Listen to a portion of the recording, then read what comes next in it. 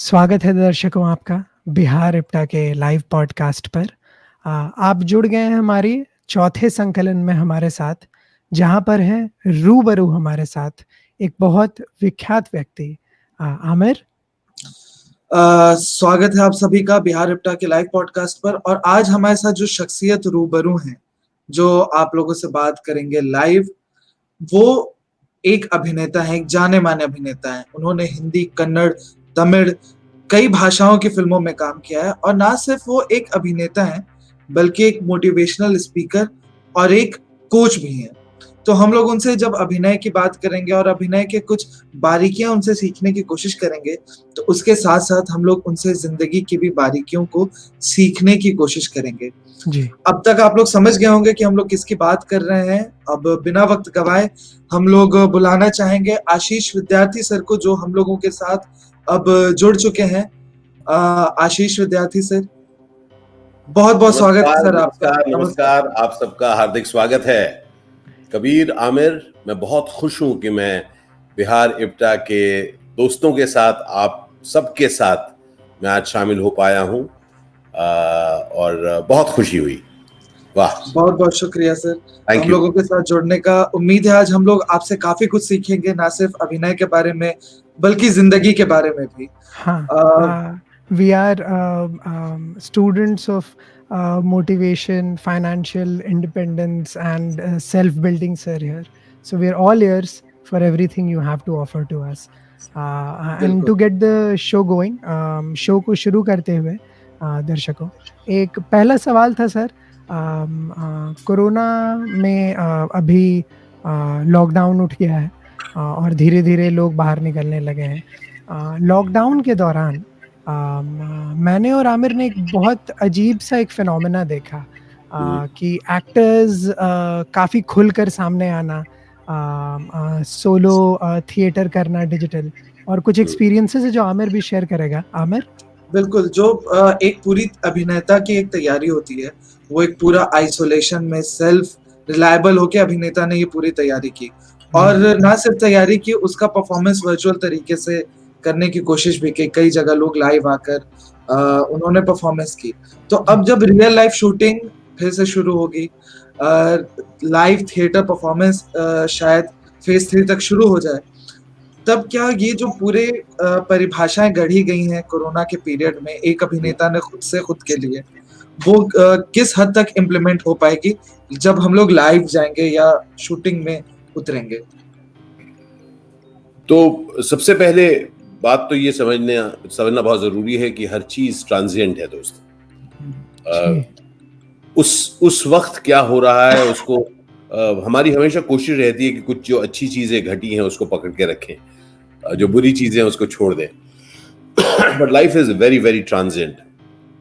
हम सबके मुझे ऐसा लगता है कि इस दौरान हम लोग कुछ ज्यादा लोगों से मिल भी रहे हैं जितना पहले नहीं मिलते थे। सालों बीत जाते थे, हम लोगों से मिलते नहीं थे, बातचीत नहीं होती थी। लेकिन अब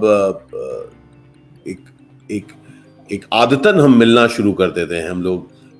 अभी 2 दिन पहले किसी से मेरे एक दोस्त का फोन आया, यार 2 दिन से तेरा फोन नहीं आया, जबकि वो मुझे महीनों फोन नहीं करता, लेकिन मैं करता रहता हूँ। बट लेकिन ये एक आदतन बात हो रही है कि हम लोग मिलें, और न सिर्फ वो, हम लोग चीजें शेयर करें। तो शेयरिंग का एक पद्धति बहुत बहुत खुलकर आया है इस दौरान, जब लोग अपनी बातें शेयर कर पा रहे हैं। कुछ लोग रेसिपी शेयर कर रहे हैं, कुछ एक्टिंग के गुर शेयर कर रहे हैं, कुछ जिंदगी को लेकर कुछ चीज शेयर कर रहे हैं।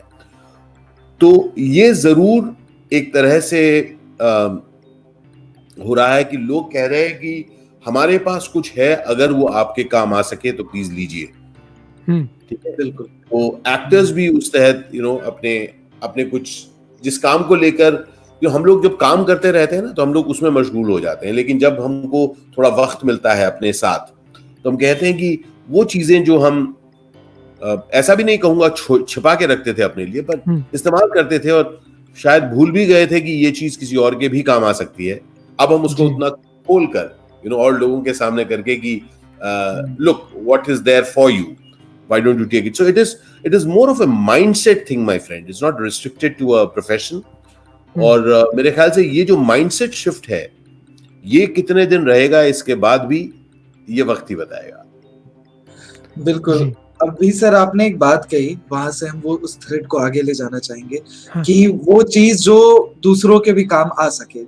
तो एक जो, क्योंकि हम लोग सबसे पहले शुरू करेंगे अभिनय से ही, तो एक थ्रेड जो ले जाना चाहेंगे वो है भाषा पे, एक एक्टर और उसकी भाषा, जो आगे कबीर इस पे बताएंगे। कबीर जी, बिल्कुल सर। सर हम लोग ना we were going through a lot of archives of you talking about the craft in various languages. And we had a very specific quote where we wanted to take the question to. जिसमें आप बात करते हैं अपने training की, कि कैसे आप अलग-अलग भाषाओं में एक्टिंग करना सीखा आपने। तो पहले तो सर वो कहानी एक बार और अगर दर्शकों को बताएँ कि ज़्यादातर दर्शकों को पता नहीं होगा कि सर बता देता हूँ। तमिल, मलयालम, मैं ही बता कन्नड़, देता हूँ, मैं ही बता देता तेलुगु, हूँ। बिल्कुल, सब मैं बिल्कुल बता सर। बिल्कुल सर। जी, बिल्कुल। देखिए मैं 11 भाषाओं में काम करता हूँ, लेकिन उनमें से सिर्फ 3 भाषाएं मैं बोल पाता हूँ। बाकी 8 भाषा ना बोल पाता हूँ ना समझ पाता हूँ। परिभाषा की खासियत होती है कि परिभाषा को याद किया जाता है। You need to know it. और उसके बाद जब आप जिंदगी में जाते हैं तो आपको पता चलता है कि कई चीजें हैं जो जिस परिभाषित रूप से आपने उन्हें समझा था, जब जिंदगी में उतरते हैं तो देखते हैं कि उसके कुछ जिंदगी के कुछ और आयाम है, तो आप उसको कैसे करके इस्तेमाल कर सकते हैं। जी। तो सबसे पहली चीज जो मैंने पाई कि हिंदी का अभिनेता जिसने हिंदी पर काम किया, उच्चार पर काम किया, अपनी आवाज और अपने the ability to communicate powerfully with the language,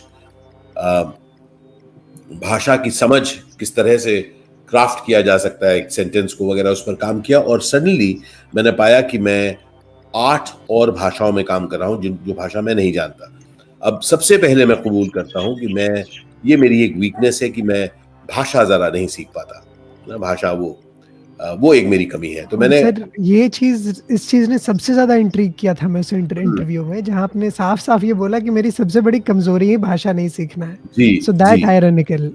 yes sir. और so one of the things that जो मुझे लाइफ में भी बहुत मुझे अट्रैक्ट करती है कि वो चीज जो आपकी कमी है, क्या आप उस कमी की वजह से जिंदगी भर रुके रहेंगे या आप इंतजार करेंगे जब तक वो उस कमी को दूर करूंगा, और वो कमी जब तक दूर नहीं होगी तो मैं रुका रहूंगा। तो मैंने जिंदगी में ये पाया है कबीर कि हम सबकी जिंदगी में बहुत सारी कमियां हैं, और खासकर अगर आप कुछ बड़ा खेल करना चाहेंगे, अपने से बहुत परे, अपने से जो आप करते हैं उससे और बड़ी कोई भी चीज अगर आप खेलना चाहेंगे तो आपको बहुत सारी अपनी कमियां मिलेंगी। ओके जी। और जो एकदम डायरेक्टली कनेक्टेड है कि इस कमी की वजह से आप वो नहीं कर पाएंगे, तो इस कमी की वजह से वो नहीं कर पाऊंगा, तो हम लोग पहले ही उसको काट देते हैं। जी। और मेरा ये मानना है कि बहुत इंटरेस्टिंग होता है, स्पेशली अगर आप एक क्रिएटिव जगत से हैं और अगर आप एक क्रिएटिव माइंडसेट रखते हैं, तो आप ये ना सोचें कि आपकी क्या कमी है, ये सोचिए कि आप क्या करना चाहते हैं। कोई भी चीज क्या करना चाहते हैं। अब उसके बाद सोचिए कि अब उस चीज को करने के लिए आपके पास जो है उसको किस तरह से आप इस्तेमाल कर सकते हैं। तो जिंदगी में मेरा ऐसा मानना है कि एलाइज बहुत सारे होते हैं, और मैं बताता हूँ मेरा एलाई क्या रहा, मेरा दोस्त क्या रहा। जी, बिल्कुल सर। इस पूरे दौरान मेरा दोस्त रहा कि हम लोग सिंक साउंड नहीं शूट कर रहे ये बाकी भाषाओं में, और क्योंकि सिंक साउंड हम नहीं शूट कर रहे थे तो इसकी वजह से मेरे पास वो पॉसिबिलिटी थी कि मैं प्रॉम्प्टिंग ले सकूं। सर एक बार दर्शकों को बता दें सिंक साउंड। हाँ, सिंक साउंड मतलब ये है कि जो वहां पर पहले तो पूरे इंडिया में कहीं पर भी सिंक साउंड मतलब आप ऐसे करें क्लैप देके चले जाते हैं, अभी के लिए वॉइस रिकॉर्ड होती है, बाद में वो डबिंग में जाकर आप उस वॉइस को पूरा ठीक करते हैं। जी। उसको कहते हैं सिंक साउंड शूटिंग, कि यहाँ पर जो आवाज पकड़ रहे हैं वही आवाज आपको सुनाई देती है। लेकिन क्योंकि इंडिया में इतनी सारी आवाजें, इतने सारे सिचुएशन है, यहाँ पर उतनी शांति नहीं हो पाती, तो इसलिए हम लोग शूट कर लेते हैं, अमूमन ज्यादातर फिल्मों में शूट कर लेते हैं, उसके बाद आवाज बाद में जाके डब होती है। तो जब और अब सिंक साउंड अब थोड़ा काफी फैल रहा है हिंदी में तो खासकर, पर बाकी भाषाओं में अभी भी उतने ज्यादा सिंक साउंड का काम नहीं होता। तो एज अ रिजल्ट जबकि मैंने जब शुरू किया था 1999 में मैं कहूँगा, तब बिल्कुल सिंक साउंड नहीं था। तो उस दौरान मुझे और मेरे जैसे और बहुत सारे एक्टर्स थे जो प्रॉम्प्टिंग लेते थे या प्लैकेट पढ़ते थे, लेकिन मुझे आसानी हुई कि मैं प्रॉम्प्टिंग लेकर करूं। और मैं अगर आपको कहूं कि आसानी, सिर्फ उतनी आसानी भी नहीं, क्योंकि मैं उनको मार्क करके देता हूं कि किस डायलॉग को किस तरह से है, और वो भी अपनी तरह से बोलते हैं। और उसके बाद मैं इधर हल्का सा चुटकी भी मारता हूँ जहां मुझे पॉज चाहिए होता था। मैं ऐसे कुछ बोल रहे हैं तो मैं लूंगा, क्योंकि मैं उस वक्त कुछ एक पॉज लेना चाहता हूँ एज एन एक्टर। मैं उस डायलॉग को दिमाग में अपने अंग्रेजी या हिंदी में बोल रहा हूँ, और जब मुझे पॉज लेना होता है, वो डायलॉग बोले अब मुझे दोबारा चाहिए तो दोबारा एक चुटकी मारूंगा कैमरे से दूर, ताकि उनको चुटकी सुनाई दे, वो फिर से उस डायलॉग को आगे से बढ़ाए। अच्छा। तो ये कोई ऐसा मैं बिल्कुल रेकमेंड नहीं करूंगा कि एक अच्छा तरीका है एज एन एक्टर परफॉर्म करना, लेकिन उस समय मेरी वो जरूरत थी। साथ साथ न सिर्फ ये, आप जब भाषा नहीं जानते तो किसी और के क्यू को क्योंकि आप वो भाषा नहीं जानते, तो जब भाषा बोली जाती है उसके उच्चार में एक अपभ्रंश होता है। There is a variation when you speak language. तो क्योंकि मैं भाषा नहीं जानता, मैं सिर्फ एक वर्ड के बेसिस पे नहीं, तो even if I am looking here और मुझे इनका क्यू पर मुझे मुड़ना है, ओके, तो मैं उनके एक जेस्चर को देख लेता था कि जहां पर वो बार रिहर्स करके वो जेस्चर यूज करते, तो वो जेस्चर आते ही मैं मुड़ जाता था, और अब भी वही करता हूं। So what I am trying to share with you is that जब आपके पास किसी भी तरह का एक ऐसी चीज सामने खड़ी होती है जहां आप कहते हैं कि मैं इसके आगे कैसे बढ़ सकता हूं, तो बहुत बहुत अच्छा होगा कि अगर आप उस चीज का हल निकाल सके, मतलब कि इसमें मेरी कमी है, इस कमी को दूर करके आप आगे बढ़ सके। लेकिन अगर आप मेरे जैसे हैं जो बहुत ज्यादा हर बार कमी को दूर नहीं कर पाता, तो मैं जिंदगी में तरीके निकालता हूं कि कैसे हम अमेजिंग काम कर सकें उस कमी के बावजूद जी। और जिंदगी में अगर आप देखें, मेरी पूरी जिंदगी उसी पर चीज है कि मैं प्रॉब्लम सॉल्व करके आगे नहीं बढ़ता, मैं आगे बढ़ता रहता हूं और देखता हूं फिर कैसे चला जाए। वो किसी भी तरीके से हो सकता है। वो मैथ्स, जैसे फॉर एग्जांपल मुझे मैथ्स की बिल्कुल समझ नहीं है, गणित मैं बिल्कुल समझ नहीं पाता, नंबर मेरे सामने नाचते हैं, तारे जमीन पर मेरी कहानी थी कुछ समझ में नहीं आता बंधु, बहुत मतलब मुझे भी।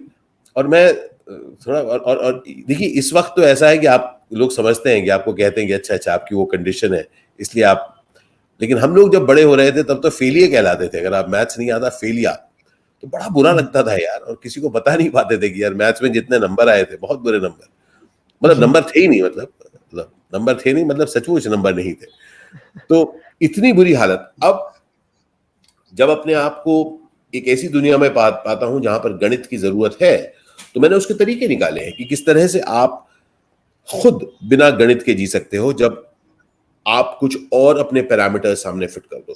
तो दुनिया ज्यादातर प्रॉब्लम सॉल्व करने का इंतजार नहीं करती है, और मैं लोगों को भी रेकमेंड करूंगा एज एन एक्टर या अपनी जिंदगी में जो भी आप कर रहे हैं, ये मत सोचिए कि ये प्रॉब्लम जब तक सॉल्व नहीं हो पाएगी तो मैं आगे नहीं बढ़ पाऊंगा, फिर आप रुके रहेंगे और फिर आप यू विल कमेंट अपॉन कि देखो मुझे वक्त ने मौका नहीं दिया, ये कमी रह गई, नहीं तो मैं कर लेता। मजा ये है कि इस कमी के बावजूद अगर आप कुछ कर पाए, है ना जी सर। इसी पे एक बहुत कमाल दिखती हैं, और अगर आप देखें दुनिया में जितने भी आप कमाल के लोगों को देखेंगे, आप देखिए कि कितने कमियों के बावजूद उन्होंने जिंदगी में वो किया जो उन्होंने किया। जी बिल्कुल सर। एक प्रॉब्लम पे आते हैं हम लोग, जो एक अभिनेता को फेस करना पड़ता है।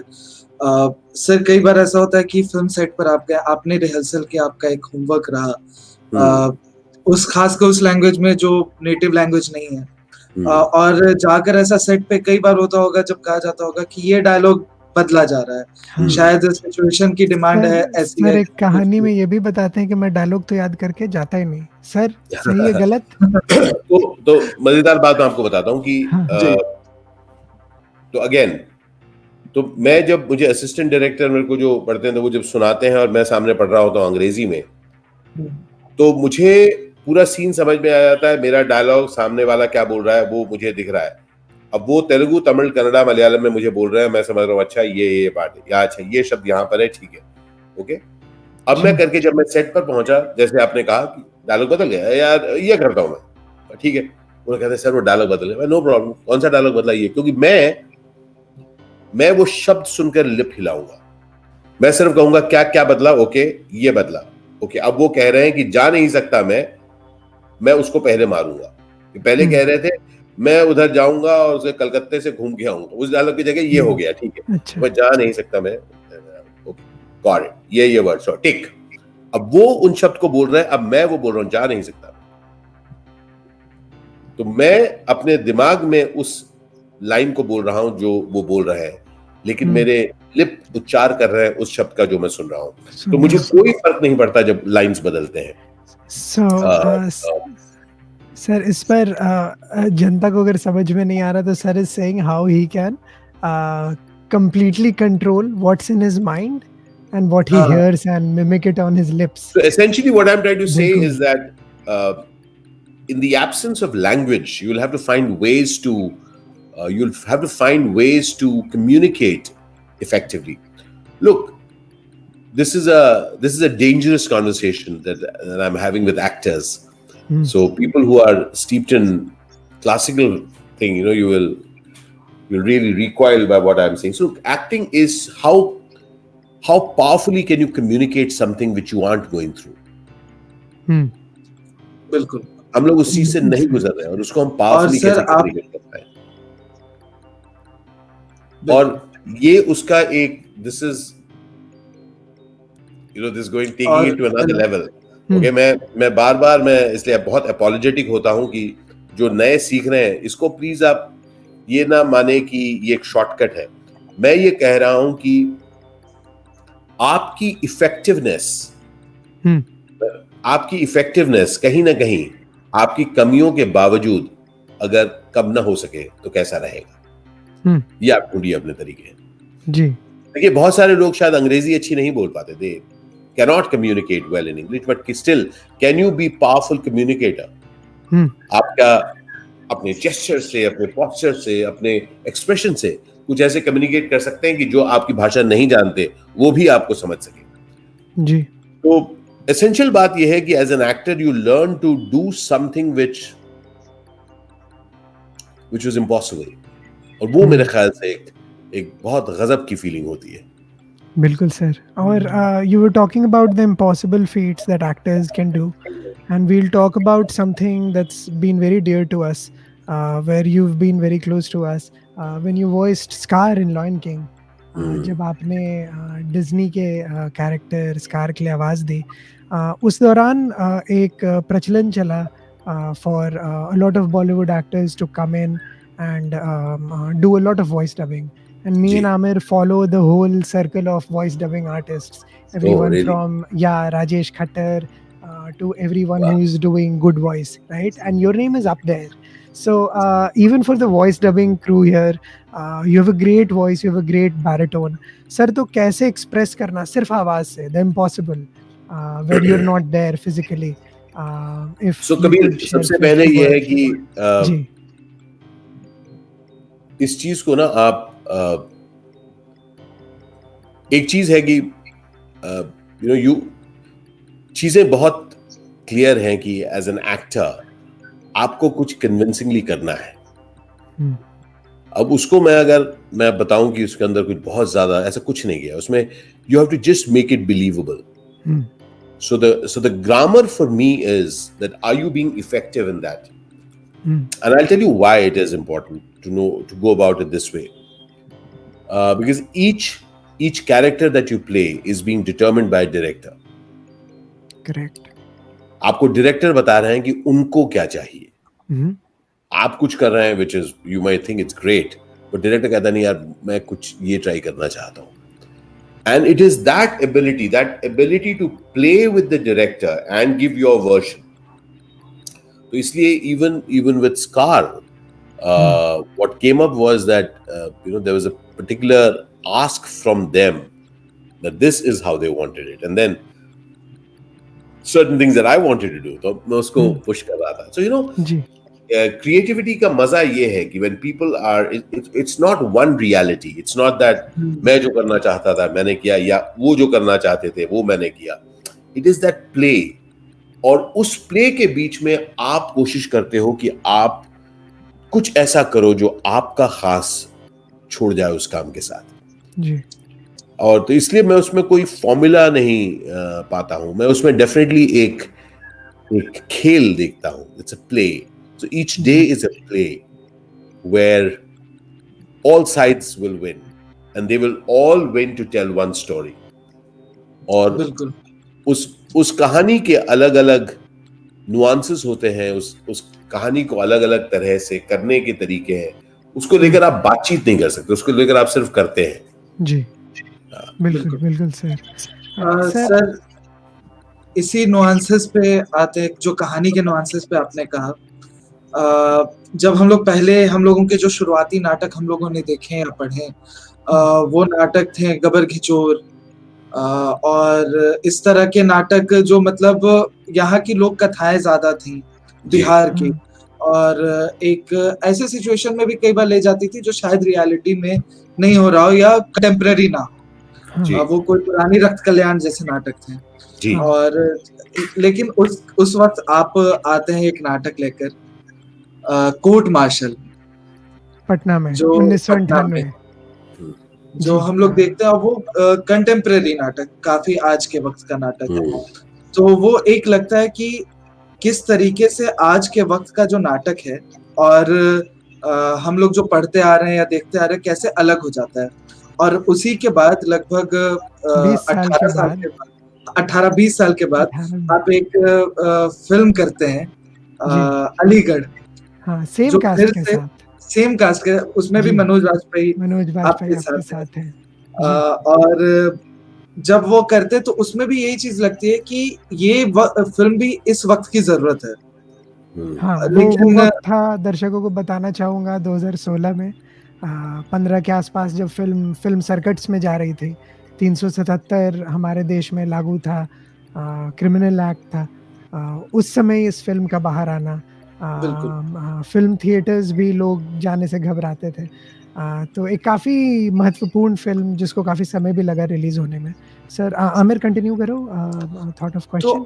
हाँ, आप इसको किस तरह से बतौर एक्टर, जब आप एक थिएटर नाटक के जरिए जनता को कुछ दे रहे हैं या एक फिल्म के जरिए जनता को कुछ दे रहे हैं, तो पहले तो दोनों के मीडियम में कितना अंतर आ जाता है।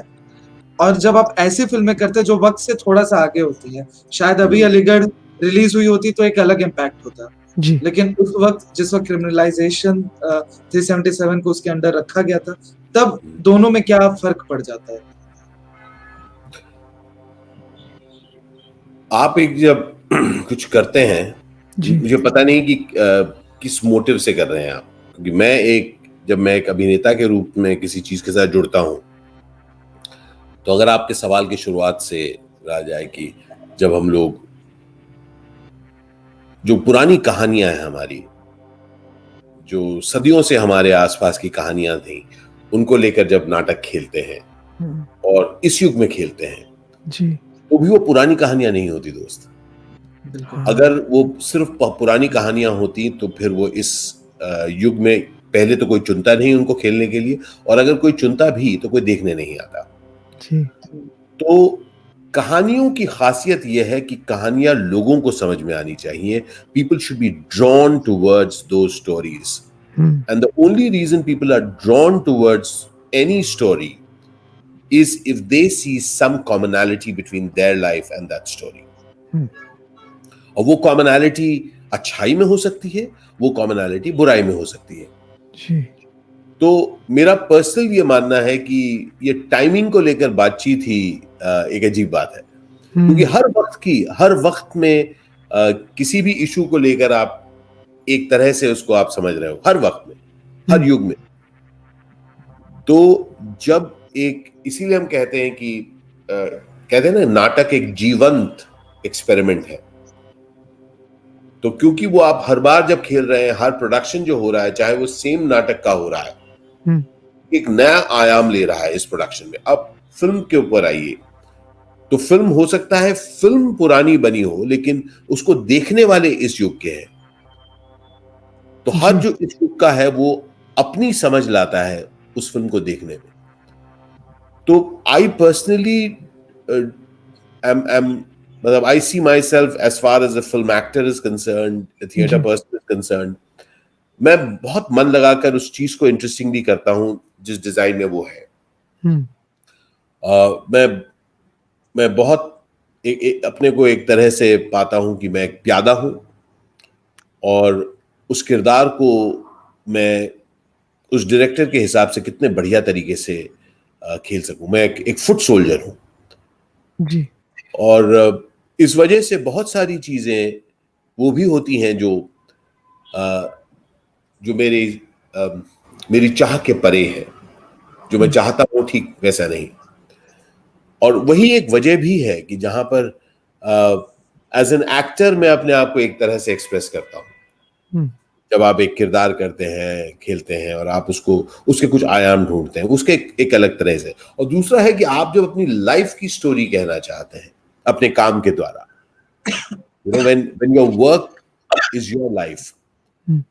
और अब कुछ सालों से आपने जिसकी तरफ इंगित भी किया कि हम लोग मैं मोटिवेशनल सर्किट में जो काम करता हूं, मैं it is very very fulfilling for me where I can go and share with people vignettes of my life। जिंदगी की उन चीजों के बारे में मैं लोगों के साथ शेयर कर सकता हूं, क्योंकि मुझे एक बात जो एज एन एक्टर की शुरुआत में ही मैं आपसे कहूं कि एक्टर जो होता है बहुत सेंसिटिव होता है। जो क्रिएटिव लोग होते हैं बहुत सेंसिटिव होते हैं और हम लोग बहुत अमेजिंग क्रिएटिव चीजें बना पाते हैं क्योंकि हम लोग सेंसिटिव हैं। लेकिन हम बहुत अकेले फील करते हैं, हम लोग बहुत आघात पाते हैं, बहुत दर्द पाते हैं, इसीलिए बहुत आक्रोश भी होता है। और कहीं ना कहीं वो घूम फिर कर हमारे आसपास वालों को भी इम्पैक्ट करता है और हमको भी इम्पैक्ट करता है। और मुझे हमेशा ऐसा लगता है कि कैसा रहेगा, और ये मेरी एक सोच है दोस्त, ऐसा नहीं है कि मैं इस निष्कर्ष पर पहुंचा हूं। मेरी ये सोच है कि कैसा रहेगा अगर हम लोग बहुत क्रिएटिव भी रहें और अपना ख्याल भी रख सकें। कैसा रहेगा कि अगर हम सेंसिटिव भी हों और अपने आसपास वालों की भी जिंदगी में खुशहाली भर सकें। ये मेरी कोशिश है, न सिर्फ for people who are creative but for anyone, कि जिंदगी में क्या ये जरूरी है कि मैं उस बोझ के तले दब जाऊं। कितना अच्छा काम करना है बॉस, करने नहीं दिया जा रहा लेकिन मुझे करना है यार। और मैं आसपास वालों की जिंदगी को काफी तरीके से एक हिला के रखूं। और मैं अपनी जिंदगी ये बताता हूं कि जब मैं जो मेरे सामने चॉइस था कि मैं सिर्फ क्या उन रोलों का, उन किरदारों का इंतजार करूं जो मैं करना चाहता हूं, या अपने माँ बाप को खाना खिलाऊं। मेरे साथ बिल्कुल साफ था कि I want to take care of my parents. मुझे उनको खिलाना है क्योंकि वो रिटायर हो चुके हैं और मुझे उनका ख्याल रखना है। मुझे अपना ख्याल रखना है। एंड बार बार जो चीज मेरे सामने आती है, इसलिए इट्स अ डेंजरस कॉन्वर्सेशन। मैं कहता हूं कि अगर आपके पास पैशन है, मैंने अपने आप से कहा, Ashish, if you have the passion then you will come back and create something. और इस वक्त बहुत जरूरी है कि तुम ख्याल रखो उनका जिनको जरूरत है तुम्हारी। And that is something which I really believe in. I really believe that human beings are social animals. और हम लोगों की रिस्पॉन्सिबिलिटी, और उस रिस्पॉन्सिबिलिटी को आप एक्सपैंड कर सकते हैं। आप रिस्पॉन्सिबिलिटी फैमिली से ले जाके आप सोसाइटी की तरफ ले जाइए। And those are all personal choices my friend, all personal choices. इसलिए each of us is condemned to be free. Sartre की लाइन है ना, the modern man is condemned to be free. और हम लोग फ्री हैं कि हम लोग क्या चॉइसेस लेते हैं। बिल्कुल। सर, एक मेंशन करते हुए हम लोग चलेंगे अपने दर्शकों के लिए कि अभी सर ने बताया कि उन्होंने डिसीजन लिया रोल्स का क्योंकि माँ बाप के बारे में भी अभी सर आपने जिक्र किया। तो एक मेंशन ये है कि गोविंद सर जो आशीष सर के पिता हैं और उनका इप्टा से काफी ज्यादा जुड़ाव रहा है। जो इप्टा का पुनर्गठन हुआ 1985 में, उस वक्त उनका बहुत कंट्रीब्यूशन रहा, सबसे ज्यादा। काफी लंबे समय तक वो इप्टा के महासचिव भी रहे थे और शायद इस वजह से वो पूरा आपको बैकग्राउंड शुरू से वो मिला थिएटर, अभिनय, आपकी माताजी भी डांसर थी। कथक, माँ कथक की गुरु, जी, कथक की रेपा तो विद्यार्थी। जी, और तो इस तरह से पूरे घर में आपका एक सांस्कृतिक माहौल भी रहा। उसका भी एक काफ़ी ज़्यादा असर आप पे रहा कि जनता के लिए भी नाटक करना है। आमिर, मैं आपको एक क्राफ्ट इसमें बताता हूँ कि कुछ पता नहीं दोस्त, कुछ पता नहीं, मतलब जैसे आप जब इस सवाल को पूछते हैं तो मुझे कुछ और चित्र दिख रहा, मुझे मेरे घर में ठीक वैसा चित्र नहीं था। मेरी माता जी नहीं, मैं जो आपको बता रहा हूँ, जब हम सवाल करते हैं, जब एक इमेज बनाते हैं ना, तो just to let you know, हमारे घर में थिएटर की कोई बातचीत नहीं होती थी। माँ कथक सिखाती थी और उनके स्टूडेंट्स आते थे, हम लोग जाके परफॉर्मेंसेस देखते थे। बाबा संगीत नाटक एकेडमी में थे, मैं वहां जाकर हर सालाना परफॉर्मेंसेस देखता था, पूरे इंडिया के परफॉर्मेंसेस देखता था, कथकली देखता था, थांगता का परफॉर्मेंस देखता था, लहरोबा देखता था मणिपुर से आया हुआ, यक्षगान देखता था। मतलब मैं ज्यादा थिएटर से ज्यादा ये सब देखा। और उसके बाद राष्ट्रीय नाट्य विद्यालय के रेपर्टरी कंपनी में जाके उनके परफॉर्मेंसेस देखता था। तो मैं आपको बताता हूँ, या कथक के बिरजू महाराज जी के कोरियोग्राफी के जो शोज होते थे वो देखता था। और बाबा कथक केंद्र के भी डायरेक्टर थे, अमीर खुसरो उस दौरान हुआ वगैरह, मतलब न जाने कितनी चीज। बट मैं आपको बताना चाहूंगा कि जिंदगी गणित नहीं है। जिंदगी गणित नहीं है कि क्योंकि आप मैं थिएटर का एटमोस्फेयर नहीं था हमारे घर में। जैन काका, श्री नेमी चंद्र जैन, देखा भी थिएटर के, और उनके घर हम लोग ज्यादातर मेरे ख्याल से साल में 2 बार जाते थे। एक बार राखी के दिन तो जरूर जाते थे, एक बार और भी जाते थे। बट मैं ये कह रहा हूं कि ऐसा बिल्कुल नहीं था कि हमारे घर में थिएटर की बातचीत होती थी वगैरह। बट ये जरूर था कि मेरे पिताजी का एक वो मुझे बहुत फ्रीडम देते थे, और he had an amazing amount of confidence in life। और मैं उनसे मैं खोया हुआ इंसान था, और मैं आपको आज बताना चाहता हूं कि मैं आज भी वही खोया हुआ इंसान हूं, जो ढूंढ रहा हूं तरीके, जो ढूंढ रहा हूं आज क्या करूंगा, कल क्या करूंगा। और मेरे ख्याल से उस चीज को सिर्फ उस घर के माहौल पर वजह बताना ठीक नहीं होगा। जी इसका भी रोल रहा है। पर मैं ये कह रहा हूं कि हम सबकी जिंदगी में न जाने कितने बैकग्राउंड रहे हैं, और प्लीज समझ लीजिए कि हम किसी भी बैकग्राउंड से, मैं अपने कहता हूं, it doesn't matter where you came from, कोई फर्क नहीं पड़ता कि आप कहां से आए हैं। सिर्फ चीज जो मैटर करती है कि आप कहां जाना चाहते हैं। जी बिल्कुल। तो सबसे पहले अपने बैकग्राउंड के बारे में सोचना बंद करें। अब उस बारे में सोचिए कि आपके फोरग्राउंड में क्या है, आप किस तरफ अग्रसर होना चाहते हैं। और इसलिए मैं कह रहा हूं क्योंकि जब आप किसी और की जिंदगी देखते हैं और कहते हैं कि भैया अच्छा भाई उनके बैकग्राउंड में ऐसा था ना, हाँ तब तो होना ही था। अरे भाई, और बहुतों के बैकग्राउंड में वो नहीं था, लेकिन वो कुछ और कर रहे हैं, समझ रहे हैं आप जी। तो पास्ट को ठीक है, हो गया, डन। आगे क्या? पास्ट को शुक्रिया जरूर कहिए। शुक्रिया कहिए कि आपको जो मौका मिला, शुक्रिया कहिए कि आप पैदा हुए, शुक्रिया कहिए कि आप अभी तक जिंदा हैं, शुक्रिया कहिए कि अभी भी आप सपने देखने की हिम्मत रखते हैं। और अब उन सपनों को पूरा करिए और कुछ मत देखिए। ये मत देखिए नहीं यार हमारे भाई बचपन में मिला होता तो क्या कर लेते भाई मेरे, कुछ नहीं कर लेते। फिर कोई और वजह होती है, बचपन में मिला तो था लेकिन शायद इसलिए नहीं कर पाए।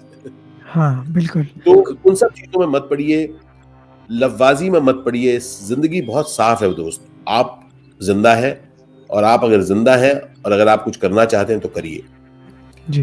क्योंकि एक दिन हम निकल जाएंगे, कोरोना के साथ मरेंगे या बिना कोरोना के मरेंगे जी। लेकिन अब से लेके तब तक क्या करेंगे वो कुछ खास करिए अपने लिए, किसी और के लिए नहीं। पता नहीं वो आपको याद भी रखेंगे कि नहीं, लेकिन अगर आप खुश जा सके तो मजा आएगा कुछ जी। सर एक चीज I wanted to ask you, we like deconstructing our own line of questioning and trying to follow someone who is here. तो सर एक चीज बड़ी इंटरेस्टिंग बोली आपने कि बैकग्राउंड की बिल्कुल ज़रूरत नहीं है, and I think we wholly and solely agree maybe तरीका अलग हो बोलने का, बट बात एक ही कहना चाह रहे थे. And there sir we wanted to really ask artists and रंगकर्म की बहुत बात हुई थी इस पॉडकास्ट पर.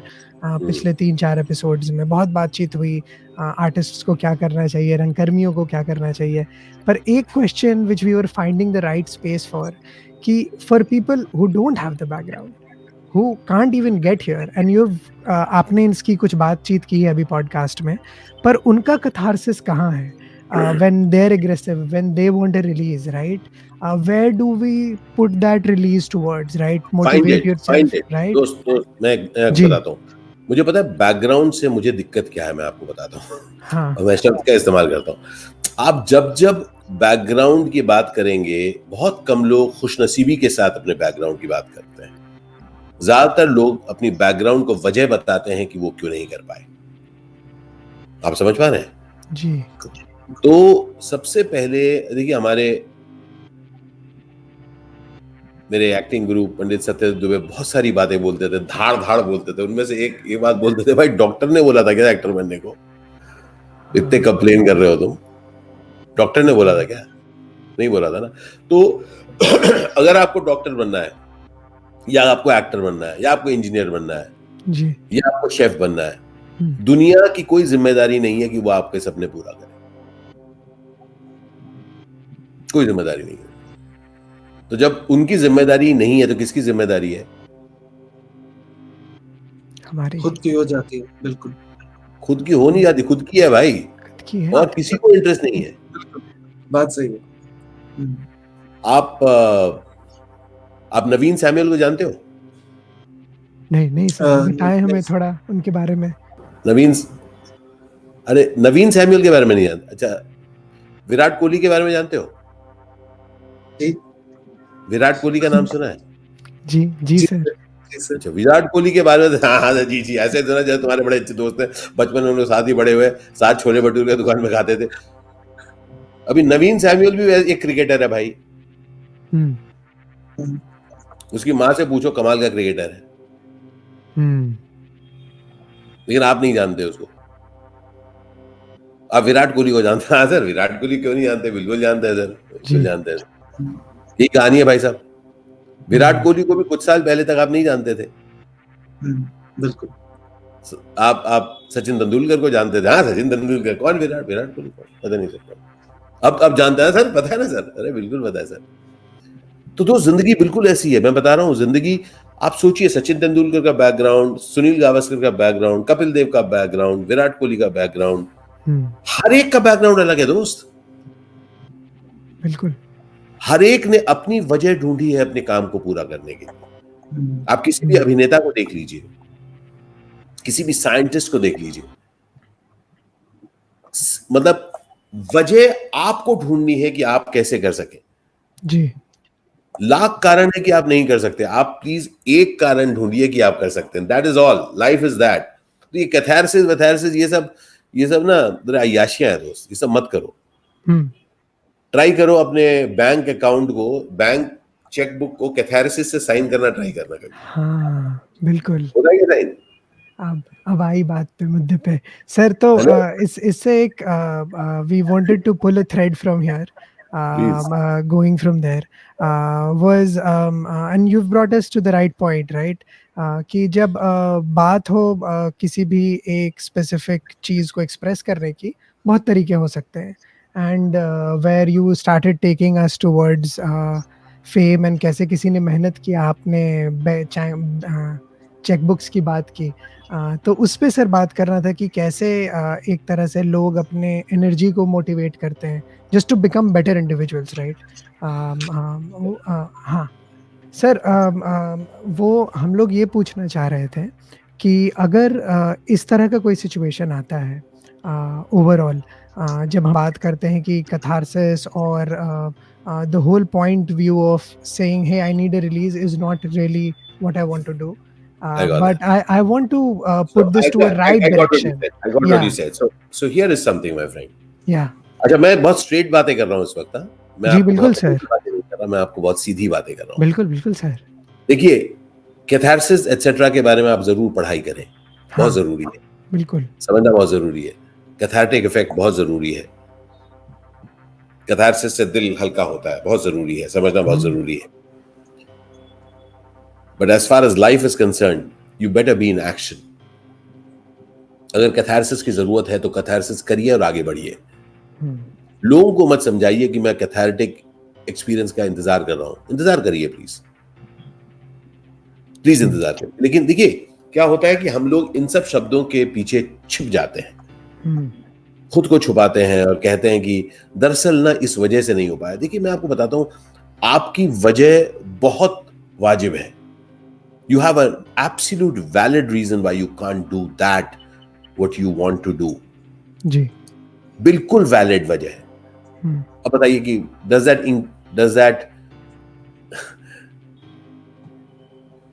does it matter to you that अब वो काम नहीं कर पाए? वजह तो वैलिड है जी, बिल्कुल। दूसरी तरफ देखिए, आप काम नहीं कर पाए, वो कर नहीं पाए जो आप करना चाहते हैं, और आप कह रहे हैं कि वो कर नहीं पाए क्योंकि मैं अपने लाइफ में catharsis, I couldn't find an expression. It's your responsibility my friend.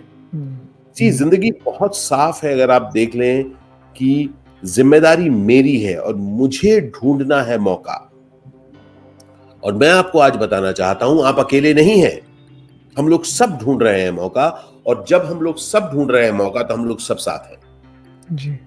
और इस वजह से बहुत जरूरी है कि आप अपनी चीज को व्यक्त करें और अपने आसपास वालों को भी व्यक्त करने दें, और उनसे एक ही सवाल पूछें, अब बताओ क्या करना है, अब बताओ करना क्या है। जी बिल्कुल सर। बाकी आप उसके अंदर मुझे मत झोल मत दीजिए कि पता है क्या चल रहा है। भाई पता क्या चल रहा है मुझे पता नहीं है, पर करना क्या है मुझे बताओ, क्योंकि पता है क्या चल रहा है मैं भी बैठ के बोल सकता हूँ सचमुच यार, सचमुच यार। अब क्या करना, क्या वो करके बैठना है या कुछ और करना है।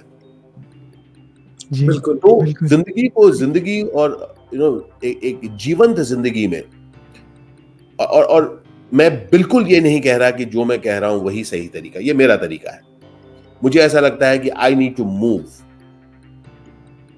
What next. अगर आपको ये भी करना है, अच्छा टेक एक्शन। एंड ये हर चीज, इसीलिए मैं कह रहा हूं कि जब आप एक संगत में रहते हो, when you are with people, invite people around you who goad you into action. जो आपको सहानुभूति नहीं देते, नहीं मैं समझ पा रहा हूं, वो कह रहे हैं मैं समझ पा रहा हूं कि अब बता करना क्या है, अब बता क्या करना है। बिकॉज माय फ्रेंड, ये हम लोग, देखिए हम लोग, मैं बार बार ये कह रहा हूं, हम लोग बहुत सेंसिटिव हैं, और हम लोगों को कंधा मिलते ही हम अपने को छोड़ देते हैं।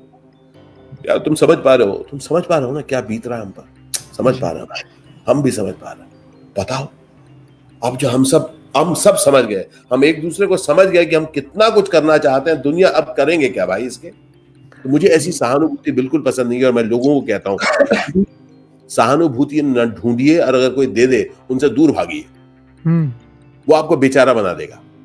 जी। So, sir, moving on with this same thread, कि आगे बढ़ते रहना बहुत ज़रूरी है। We were looking at your filmography, और 94 के आसपास ध्रुव काल के बाद वो एक टाइम भी था 90 में जब बहुत सारी फिल्में साथ होती थी। तो आपने एक लंबा दौर 6-7 साल का हिंदी फिल्मों में हर साल 5-6 फिल्में, और उसके बाद बहुत दर्शक ये नहीं जानते हैं कि उसके बाद फिर अब बाकी लैंग्वेजेस में हर साल 5-6 फिल्में लगातार करते चले गए, और वहां से मतलब उस दौरान बहुत सारी तेलुगु तमिल में तो कई फिल्में, इतने सालों में मेरे ख्याल से तकरीबन 80 फिल्में कर चुका, 200+ फिल्म्स हो गई मेरी अलग अलग भाषाओं में। तो लॉट ऑफ वर्क एक भाषा से, और वो ज्यादातर फिल्में मैं नहीं देखी, मैं ज्यादातर फिल्में नहीं देखी, घूम के 4 दिन इधर 4 दिन इधर 3 दिन इधर 2 दिन इधर, और 18-19 दिन बाहर घूमकर। तो दैट वर्क वाज, और मैंने अपने आप को ना काम में झोंक दिया था। अगर मैं आपको ऑनेस्टली बताऊं कि ये जो सब आप मेरे पीछे देख रहे हैं या जहां पर मैं रहता हूं, सिर्फ इसकी वजह से है कि मैं दक्षिण में काम कर पाया। तो मैं हिंदी में शुरुआत किया हुआ अभिनेता हूं जिसने हिंदी में ये सब फिल्में की, लेकिन जो सब मैंने अर्जित किया जिसकी वजह से मैं आज आपसे बैठकर एक लैपटॉप के ऊपर मैं आपसे कुछ बातचीत कर पा रहा हूँ, कुर्सी पर बैठा हूँ, जो कुछ भी मेरे पास है मैं बता रहा हूँ इस पैसे का अर्जन हुआ दक्षिण में काम करके। लेकिन very important for you to understand जी, वी आर नॉट विदाउट, किसी भी एक्सपीरियंस के बिना नहीं है हम। हिंदी की वजह से मैं एक अभिनेता बना, वो अभिनेता मूव करता रहा, वो अभिनेता दक्षिण गया, वो अभिनेता बंगाल गया, वो अभिनेता उड़ीसा गया, वो दक्षिण के अलग अलग भाषाओं में काम करता रहा, वो अभिनेता इस वक्त आपके साथ बात कर रहा है, वही अभिनेता मोटिवेशनल कॉन्वर्सेशंस, ऑर्गेनाइजेशंस, कोचिंग, इन सब चीजों में काम करता है, क्रिएटिविटी पर काम करता है, और साथ साथ वेब सीरीज पे भी काम करता है, साथ साथ कुछ तमिल फिल्में भी चल रही हैं उस पर भी काम करता है। सो दिस हम लोग सब अपने सब एक्सपीरियंसेस के साथ बने हैं। पर सबसे जरूरी बात यह है कबीर, उसमें सबसे जरूरी बात यह है कि जब आप अपने अच्छे बुरे सब एक्सपीरियंसेस को गले लगा सकते हैं। We are not without my friend. अगर मैं कहूं कि मैं सिर्फ अपने सिर्फ अच्छी चीजों का मैं शुक्रिया अदा करूंगा और जो बुरी चीज हुई मेरे साथ उनको मैं कहूंगा, उनको दरकिनार कहूंगा कि देखो यार बुरा हुआ। मैं समझ पाया हूं दोस्त कि मेरी जिंदगी में बहुत सारे मेरे कटु अनुभव हुए हैं और बहुत सारे कमाल अनुभव हुए हैं। आज जो आपके सामने बैठा है वो उन सब का सार है और मैं इसलिए बहुत खुशकिस्मत हूं। मैं तनवीर भाई और सबको इतने प्यार से इन लोगों को, विनीत मेरे दोस्त जी, परवेज भाई, सब मतलब ये एक अंश है मेरी जिंदगी का जी। और इन लोगों से न जाने सालों तक मैं नहीं मिल पाता, लेकिन जब एक बार फोन आता है कि बातचीत करनी है, बिल्कुल करनी है भाई, बताओ कब करनी है। हाँ, ये बात है कि इस दौरान मैं काफी एक के बाद एक चीजों में लगा हुआ था, पर मैंने कहा बिल्कुल करना है और आज बहुत खुशी हो रही है कि मैं आज आप दोनों से बात कर रहा हूँ। और एक और चीज मैं आपको बताता हूँ, I am very very happy कि आप जिस तरह के सवाल मुझसे पूछ रहे हैं, क्योंकि तकियानूसी सवाल और उसके उनके जवाब बड़े बोरिंग लगते हैं दोस्त।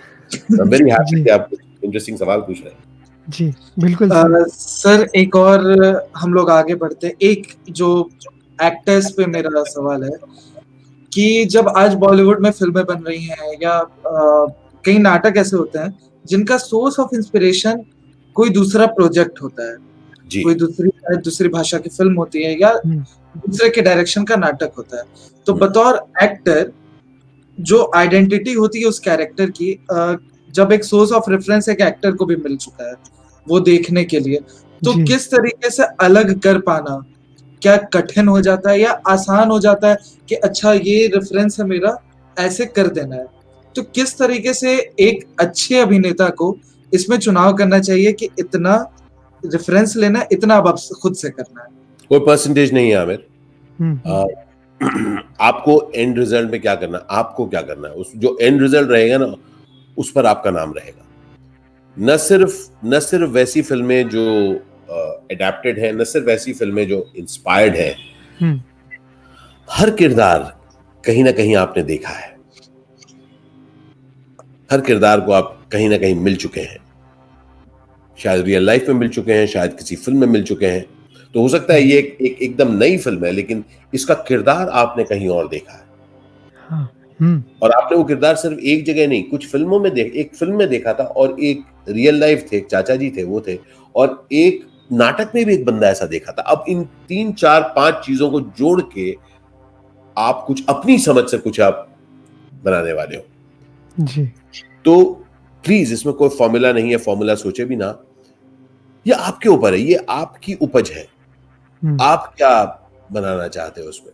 देखिए एक्टर एक बहुत लकी इंसान है, क्योंकि एक्टर जो होता है वो क्रिएट्स कैरेक्टर्स, और एक बहुत नामचीन एक्टर और एक जो इसने अभी शुरुआत की है, उन दोनों के अंदर सिर्फ एक चीज की कमी। देखिए उसको उसके बाद कोई टेक्नोलॉजी थोड़ा ना है, कोई टेक्नोलॉजी नहीं है, उसके बाद ऐसा नहीं है कि मैं कुछ नहीं है, वो एक रोल कर रहा है दोस्त। इसीलिए it's a great leveller for me. मैं बहुत इंस्पायर्ड होता हूं अगर मैं अच्छी परफॉर्मेंस कर पाता हूँ, क्योंकि मुझे रियली लगता है एक लेवल प्लेइंग फील्ड है। आपको अगर एक किरदार मिले, आप उस किरदार को कितने गजब तरीके से कर सकें ये आपके ऊपर है। अगर आप लोग कह सकेंगे, लोग कह सकेंगे मजा है, और वो किस तरह से करना है, वो खेल है एक्टर का। An actor is an open laboratory my friend. अगर आप एक इंटरेस्टिंग एक्टर हैं तो आप अपने को एक लेबोरेटरी की तरह ट्रीट करें, जहां पर आप देखें कि आज मैं कौन सा एक्सपेरिमेंट करूंगा, और मुंह के बल गिरने के लिए भी तैयार रहें। इसीलिए हम लोग जब लगातार अभिनय सीखने की कोशिश करते हैं इप्टा में, तो ये हम लोग को बार बार कहा जाता है कि हमेशा अपनी सारी इंद्रियों को खुला रखो, ऑब्जर्व करो जो भी तुम्हारे आसपास चीज हो रही है, हर चीज को।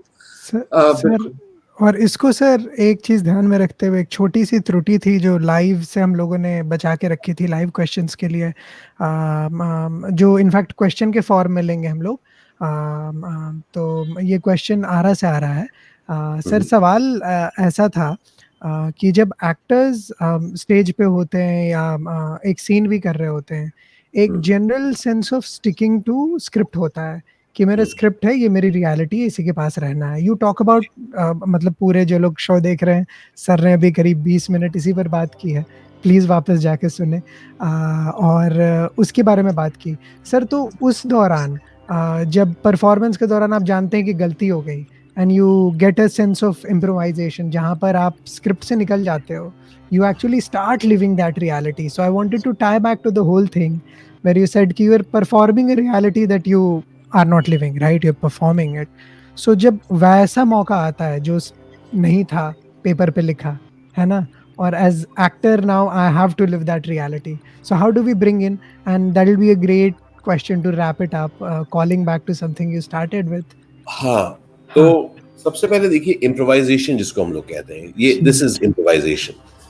Alright, improvisation is an art जो हम अभिनेता के रूप में हम लोग प्रैक्टिस करते हैं, लेकिन जिंदगी में सबसे ज्यादा इस्तेमाल होता है। आप जानते हैं इम्प्रोवाइज हम जिंदगी में करते हैं। जी बिल्कुल सर। इस वक्त ये जो मौका हुआ है, क्या मुझे पता था? Is it scripted? जी सर। ये जो हम लोग मिले हैं आज, क्या वॉज दिस स्क्रिप्टेड? ये जो आज हम यहाँ बैठे हैं, या आज अभी जो होने वाला है इस इंटरव्यू के बाद, क्या वो स्क्रिप्टेड है? नहीं है दोस्तों। तो one of the things as an actor, जब आप अपनी ट्रेनिंग एक लेवल पर लेके जाते हो, तब आप you are so present to it. You know, आप इधर परफॉर्म कर रहे हैं, लेकिन अगर ये लाइट गिर रही है, आप उसको कैसे हैंडल, क्योंकि आप ऐसे नहीं हो कि आप विली नहीं हो, आपको पता है क्या होने वाला, आपको हिलना पड़ेगा। आप जब यहाँ खड़े हैं, आप देख रहे हैं किसी और को, आप कवर कर रहे हैं क्या? अगर इधर देख रहे हैं, आपको समझ में आना चाहिए कि ऑडियंस देख पा रही है कि नहीं, तो आप लुक को हल्का रखेंगे जिससे ऑडियंस आपको देख पाए। जी, समझ पा रहे हैं मेरी बात? आप अगर पानी पी रहे हैं, तो अगर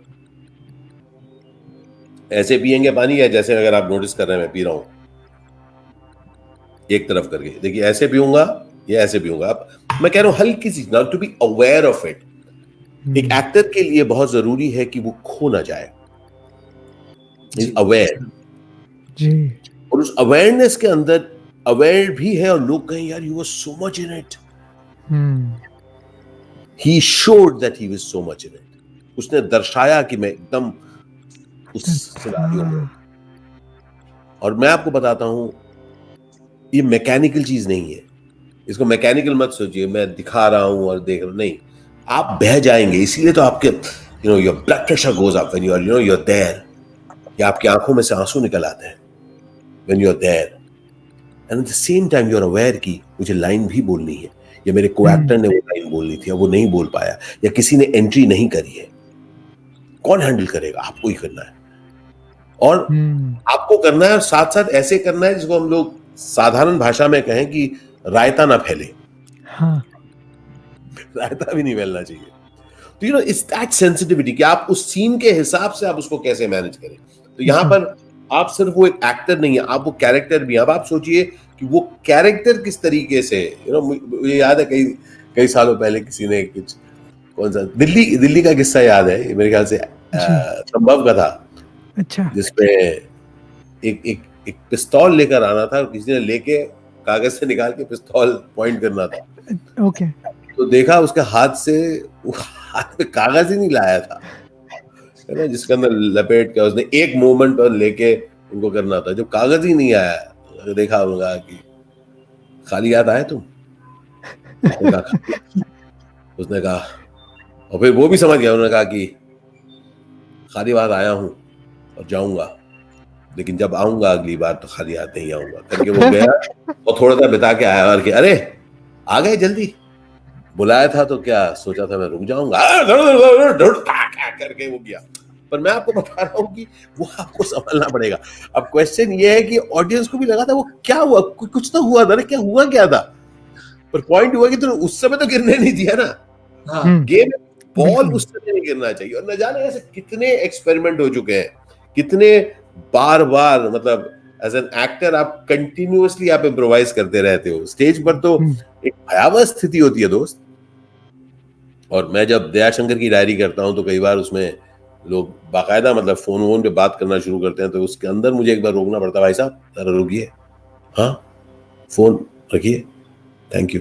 उसके लोग ताली वाली बजाते हैं, कुछ डांटते हैं उनको, उसका करते हैं, उसके बाद दोबारा आप उस, so you don't want to allow that scene to die because of somebody's mistake.